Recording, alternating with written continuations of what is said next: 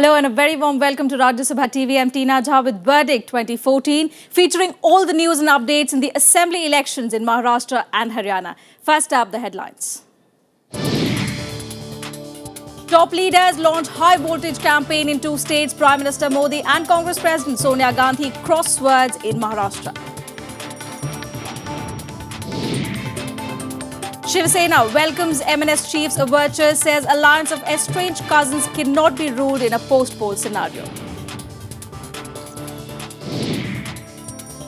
Delhi High Court summons INLD chief Om Prakash Chautala after CBI complains he violated bail conditions by campaigning in Haryana. And Congress seeks apology from Prime Minister Narendra Modi after Election Commission gave a clean chit to Vadra land deals. BJP claims Huda government hastily finalized deal to benefit in the polls.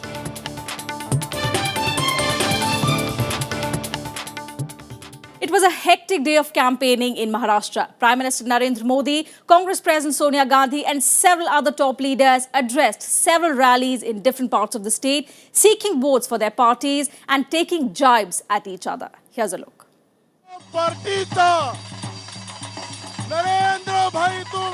It was a clash of the political stalwarts in Maharashtra on Thursday. Statewide rallies were held by the top leaders including Prime Minister Narendra Modi, Congress President Sonia Gandhi, Home Minister Rajnath Singh, BJP President Amit Shah and BSP Supremo Maha-yuti. Prime Minister Modi continued with his whirlwind campaign in the state. The highlight was his rally at Baramati, which is the family bastion of NCP chief Sharad Pawar. Modi launched a scathing attack on the NCP-Congress alliance that was in power for 15 years. He accused the former UPA government of misgovernance. देश को तो आजादी मिली, लेकिन बारामती के नागरिक, बारामती के किसान दूसरी गुलामी में फंस गए हैं।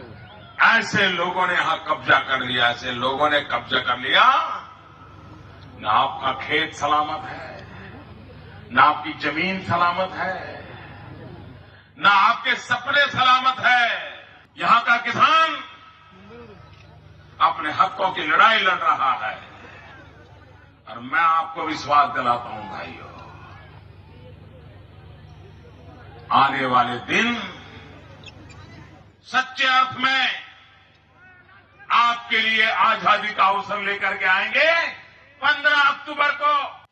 He also replied to opposition's charges on his silence over ceasefire violations by Pakistan. जब सीमा ललकारती है तब नेताओं की बयानबाजी नहीं होती है, जवानों की उंगली चलती है, ट्रिगर पर उंगली चलती है।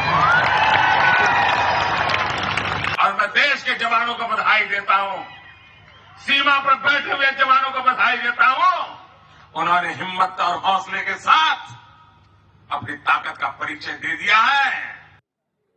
Congress President Sonia Gandhi too campaigned extensively for her party in Kolhapur and Aurangabad.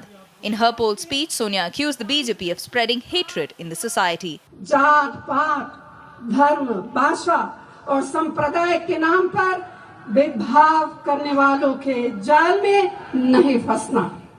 जो हमें आपस में लड़ाते हैं, जो समाज में नफरत फैलाते हैं, वह महाराष्ट्र का भला कभी नहीं चाहेंगे। With just a few days left for the polls, top BJP leaders like Rajnath Singh and Amit Shah also campaigned in Maharashtra, trying to woo voters. BSP Supremo Maha-yuti also addressed rallies in Solapur and Pune. Her party is contesting alone on almost all seats, both in Maharashtra and Haryana. Bureau Report, Rajya Sabha TV. The Shiv Sena has welcomed MNS chief Raj Thakre's hint of a reunion between the parties. In an interview, MNS chief had said that a post-poll alliance between the two estranged cousins cannot be ruled out for the sake of Maharashtra. The two parties are contesting the forthcoming assembly polls alone after Shiv Sena called off its ties with the BJP over seat sharing. There have been ample hints of the possibility of the two parties joining hands in the past few days. Both Uddhav and Raj have targeted the Prime Minister, accusing him of trying to divide the state. Maharashtra के आत्मसम्मान के लिए, महाराष्ट्र के स्वाभिमान के लिए इस राज्य की सभी नेता और सभी पार्टियों ने एक साथ आने की ज़रूरत है। अगर राज ठाकरे जी ने ये बात कही है तो मैं उनका स्वागत करता हूँ। And let's now go across to our correspondent Raj Kamal, who's joining us live from Mumbai. Raj, hectic campaigning in Maharashtra today. Of course, we've seen Prime Minister Narendra Modi traveling across the state in the past few days. But Rahul Gandhi and Sonia Gandhi have just launched their campaign yesterday. Do you think, as compared to Narendra Modi, their campaign, of course, started late? What kind of impact is it going to have on the voters as well as the party cadres?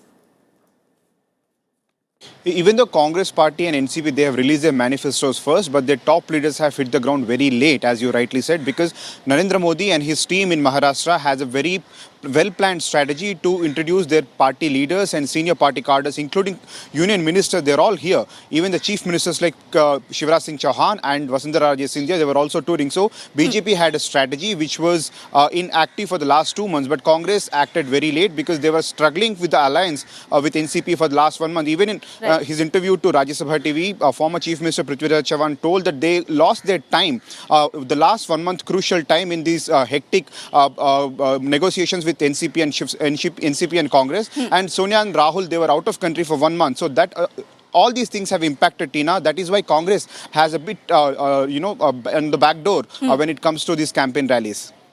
Also, Raj, what we're seeing is a very changing equation between Shiv Sena and the MNS. The two cousins who couldn't see eye to eye are now, hinting at a possible reunion. Do you think a post-poll scenario, post-poll reunion is possible between both these parties? In the last 3-4 days, Uddhav Thackeray's party, Shiv Sena and MNS, what they are saying was Hindu vote is getting divided in Maharashtra. Initial Bal Thackeray and BJP's plan was to unite this Hindu vote, but with BJP going apart and standing apart from Shiv Sena, the Hindu vote is now being divided into two parties. Right. And on the urban cities like Mumbai, Nagpur and all, where Shiv Sena and MNS have a strong hold in municipal corporations, they don't want this happening. Even if it happens, they want to go for a post-poll alliance. They are in fact indicating a post-poll alliance so that the Hindu vote, which was divided by BJP and between BJP and Shiv Sena, may now convert it and go to these parties. Right. So, Raj, an effort by both these parties to consolidate the Hindu votes. Another thing, Raj, is that, with the alliances falling apart, the parties are now contesting alone. It's a five-cornered contest. The votes are going to be massively divided. Is Maharashtra headed towards a hung assembly? What do you think? You've been traveling across the state. What is the sense that you're getting from the ground? See, parties look confident. When we pose questions and when we ask them whether it's a hung assembly or what is the future of Maharashtra going to be, they are silent and everyone will say that they all are getting 145 plus because 145 is a magic figure. But in a scenario where 55 plus voting percentage registers in Maharashtra, so if you divide these by 5, 11% is the average vote for every political party. So all parties, they want this 11% guaranteed vote. That is why they are going back to their identity politics, keeping local issues aside. So they want to gain their core vote 100%. Then after this 11%, anything beyond 12% will guarantee them seats. So that is why these kind of throwing war of words with each other, trying to woo voters of other political parties and who have other alliances. That is what happening. Hung assembly we can only know on 19th, but the voters on the ground are very confused because there is no alliances. So the united vote, which was supposed to go to 2 alliances largely in the state, will now be divided into 5 votes. Even a family can vote to 5 different parties. So it's a very confusing state. And in fact, Raj, interestingly, what we're seeing is instead of targeting the opposition, now the alliances, the former allies are targeting each other. Thank you, Raj, for joining us with those details. Now, a day after launching his campaign in Maharashtra, Congress Vice President Rahul Gandhi turned his attention towards Haryana. Addressing 3 rallies on Thursday, he accused the NDA government at the centre of appeasing industrialists. Praising the achievements of sportspersons from the state, Rahul coined a new slogan for Haryana, Jai Jawan, Jai Kisan, Jai Pahalwan. With only a few days left for the forthcoming assembly polls in Haryana, Congress Vice President Rahul Gandhi had a hectic day of campaigning in the state. He addressed 3 rallies on Thursday, his highest so far in this election season. Continuing from where he left off in Maharashtra, Rahul Gandhi was severe in his criticism of the BJP-led government at the centre. America की बड़ी company आई मोदी जी के पास और उन्होंने उनसे कहा देखिए हमें हिंदुस्तान में दवाई बेचनी है आपने मिनिमम प्राइस लगा रखी है इसको आप हटाइए दवाई की हटाइए जाने से पहले मोदी जी ने प्राइस को हटा, मिनिमम प्राइस को हटा दिया। और पहले जो दवाई 8,000 रुपए में बिकती थी, कैंसर की दवाई 8,000 रुपए में आप लेते थे, अब 1 लाख रुपए की हो गई। Rahul Gandhi was accompanied by Haryana Chief Minister Bhupendra Singh Hooda during his rallies. For the second time in as many days, he questioned Prime Minister's silence on ceasefire violations. Border पे हमारे लोग मारे जा रहे हैं। 6 दिन के लिए एक शब्द नहीं निकला और फिर कहते हैं भैया जल्दी ठीक हो जाएगा। वो जो मरे हैं उनका क्या होगा? Rahul Gandhi also had words of praise for internationally acclaimed sportspersons belonging to the state. He coined a new slogan for Haryana, referring to the contribution of farmers, soldiers and sportspersons from the state. जो Commonwealth games में, Olympic games में हिंदुस्तान का नाम रोशन करते हैं, उन पर गर्व है। नया नारा बनना चाहिए, हरियाणा के लिए नया नारा बनना चाहिए, जय जवान, जय किसान, जय पहलवान। Rahul Gandhi also accused the BJP government at the centre of working to dilute welfare initiatives brought in by Congress like the Land Acquisition Act and Manrega. Bureau Report, Rajya Sabha TV. And the BJP has launched a high-pitched poll campaign by pressing its top leadership into campaigning to realise its target of mission 60-plus seats in Haryana. While Prime Minister Narendra Modi has already addressed 8 public meetings covering various parts of the state, a number of other top BJP leaders have also been involved in the campaign. The BJP is hoping to wrest power from the Congress, which has been in power in the state for the past 2 consecutive terms. BJP's best electoral performance in the state so far has been winning 16 seats out of the 20 contested by the party in 1987. However, it will be a tough equation for the party to achieve its mission after splitting with its alliance, the HJC, ahead of the polls.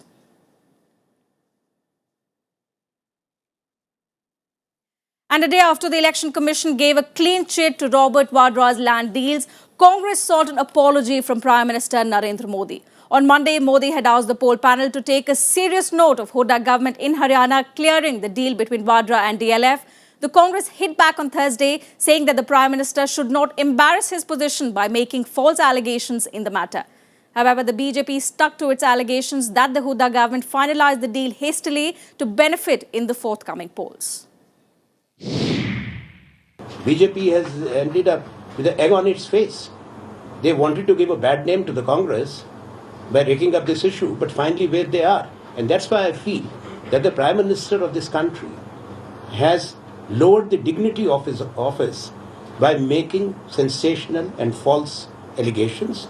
He should apologize to the Chief Minister of Haryana. शायद हरियाणा सरकार को मालूम है कि हम हारने वाले हैं, इसलिए इस लैंड को कुछ ट्रांजैक्शन को वैलिडेट करने की बात हुई थी.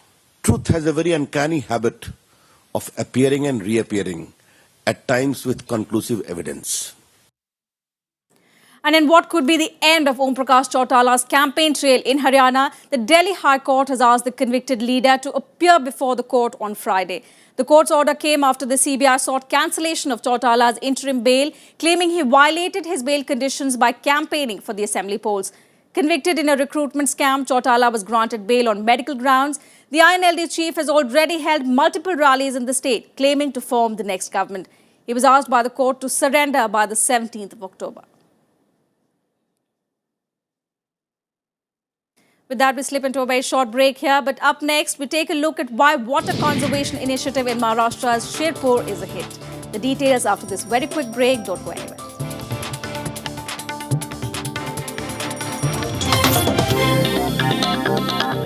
Welcome back. You're watching our election special bulletin Verdict 2014. Now, till about a year ago, Shirpur in northwest Maharashtra was just one of the many underdeveloped towns in the state. But in the last few months, a water conservation initiative in Shirpur has received a flurry of accolades. The Shirpur model of water conservation has even turned into a political selling point in campaigning for polls on October 15. Our correspondent Kriti Mishra gets us more.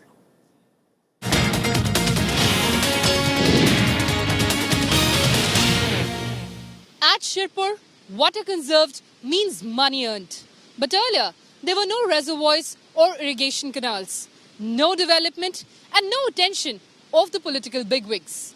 Not forgetting to mention silting of the streams and rivulets that obstructed flowing water. But now, Shirpur model of water conservation has become the novel flavor in this poll season. Retired geologist Suresh Khanapurkar is a staunch RSS supporter. Amrish Patel is an enthusiastic Maharashtra Congress leader. But their conflicting political ideologies did not get in the way of a joint initiative to quench the thirst of a drought-prone region. Khanapurkar and Patel collaborated to provide irrigation and drinking water to 35 Shirpur, and today their hard work over the past 10 years has resulted in steady increase of the once depleting groundwater level. हमने किसानों की जमीन में खेती में पानी नहीं लाया तो उसका डेवलपमेंट नहीं होगा। किसान सुखी होगा तो वहाँ का मजदूर सुखी होगा, और मजदूर सुखी होगा तो कम से कम इस एरिया में कम से कम अराजकता जल्दी होगी। यहाँ पहले कुछ भी नहीं था, छोटा झरना था और पूरा पानी बरसात के टाइम 2 घंटे में तापी को चला जाता था। यहाँ कुछ हमने 5 डैम बनवाए। And results of their efforts have begun to tell. Groundwater is available in Shirpur at just 150 feet deep. Compare that to between 400 and 800 feet in many neighboring villages. The water conservation method initiated by Khanapurkar and Patel consisted of 3 specific measures.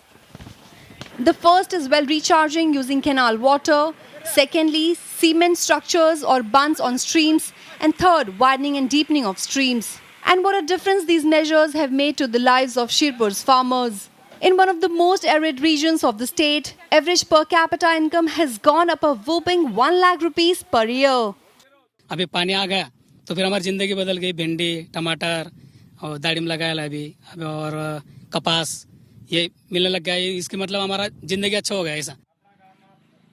For the last 25 years, Shirpur has been a Congress stronghold. This time, though, watchers predict a close BJP-Congress contest. For the candidates here, the biggest vote winner is a promise to take what has come to be known as the Shirpur water conservation model further. ये काफ़ी ऐसी जगह पे हुआ है कि जहाँ पे इरिगेटेड लैंड्स ऑलरेडी लोगों को उससे कुछ फ़ायदा नहीं हो रहा है।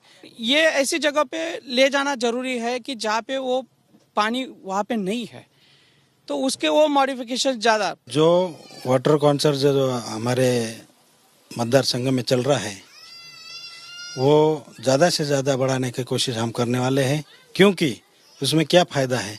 खेती वाले को पानी कभी मिल गया तो हर इंसान सुख प्राप्त कर सकता है। Prithviraj Chavan's government had announced plans to invest 800 crore rupees on taking the Shirpur model to other parts of the state. Can that bring them to power, or will other parties snatch the mantle? Whatever the political landscape ahead, the Shirpur method of water conservation is here to stay. Kriti Mishra in Shirpur for Rajya Sabha TV. Asia's largest slum, Dharavi, is known for poor sanitation and water shortages. The slum in the heart of Mumbai has been left ignored by successive governments. Home to most of the migrant labourers in the city, Dharavi is still waiting for the development its residents aspire for. Take a look at this report.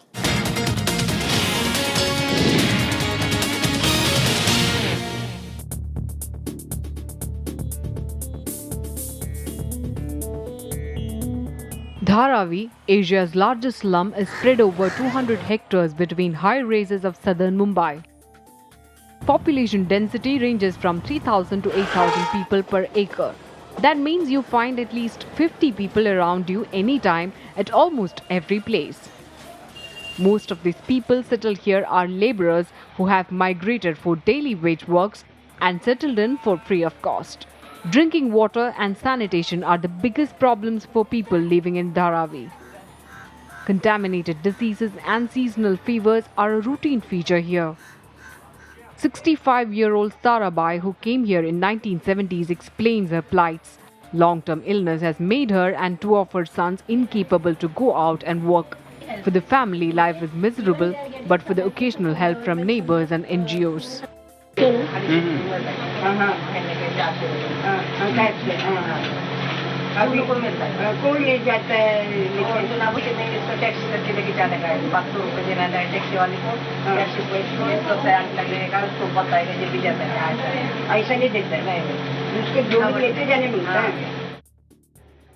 Hundreds of such residents in Dharavi are living in similar conditions.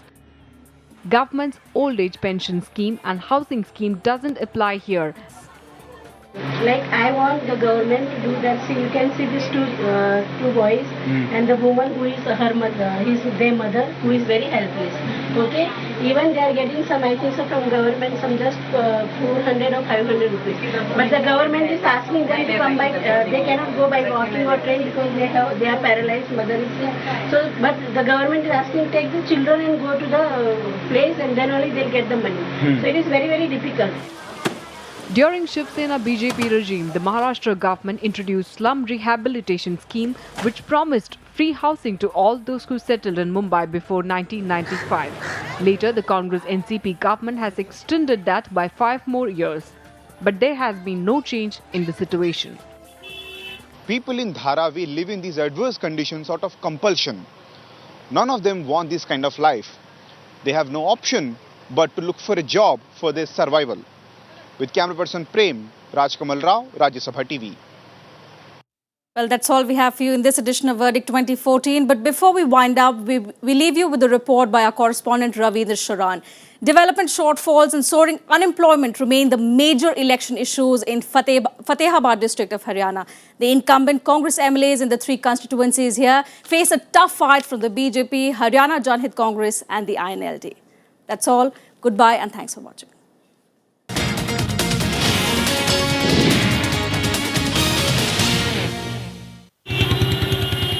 High voltage electioneering in Fatehabad ahead of assembly polls here on the 15th of October. The district's 3 assembly constituencies, Fatehabad, Rajya and Tohana, have close to 10 lakh eligible voters. The Congress that has held the district for several terms can't breathe easy. The area's proximity to Sirsa and Hisar means a rising influence of the INLD and Haryana Janhit Congress. इस इलाके में कोई विकास नहीं हुआ, ना कोई रोजगार मिला, सिर्फ रोहतक जिले के अलावा कहीं रोजगार नहीं मिला। इस इलाके से इतनी बेइंसाफी हुई, शायद किसी इलाके के साथ हुई हो। फतेहाबाद में पिछले 10 साल में बड़ी अराजकता का माहौल है। ना लोगों को निरंतर बिजली सप्लाई मिल रही है, ना पीने का शुद्ध पानी मिल रहा है, सड़कें टूटी हुई है, किसान की दुर्गति हो रही है, व्यापारी भय के माहौल में अपना काम कर रहा है। Not just these 2 regional players, the BJP is hoping to make inroads on the back of the Modi wave. Time and again, the Congress has dismissed the existence of any such wave in Haryana and questioned whether Modi can make an impact on the people. But the BJP insists it has got the upper hand. हमारे जितने बेरोजगार भाई हैं, उनको नई industry लगाएंगे, हम रोजगार देंगे, बढ़िया सड़कें बनाएंगे, जैसे मोदी जी का सपना है कि हम बढ़िया से बढ़िया हाई स्पीड की ट्रेनें चलाएंगे, फतेहाबाद में ट्रेन लाएंगे. The Congress on its part claims Fatehabad district has seen widespread progress in the last 10 years of Congress rule in Haryana. The party even rejects the rising unemployment blame. Congress बढ़िया party है, 3 महीने में मोदी साहब की सरकार में देख लिया. लोग पहले ही कहते हैं कि राजस्थान के रिजल्ट देख लो, बिहार के रिजल्ट देख लो, उसके बाद उत्तरांचल के देख लो, गुजरात में रिजल्ट के देख ले, तो लोग कहते हैं कि नहीं वो हवा बदल गई, वो इशू डिफरेंट था. तब लोग यहाँ भी बूढ़े बूढ़े कहते थे कि मोदी की डालेंगे. पर अब मामला ये है कि नहीं, हमें वो करना है. भूपेंद्र सिंह हुड्डा हमारे मुख्यमंत्री रहे, लोग उन्हें तीसरी बार बना रहे. Watchers say that for the first time, Fatehabad could go any way. The need for development has taken over as the central theme of these elections, and the people's verdict may set aside age-old affiliations. With Ravindra Sharan, Bureau Report, Rajya Sabha Television.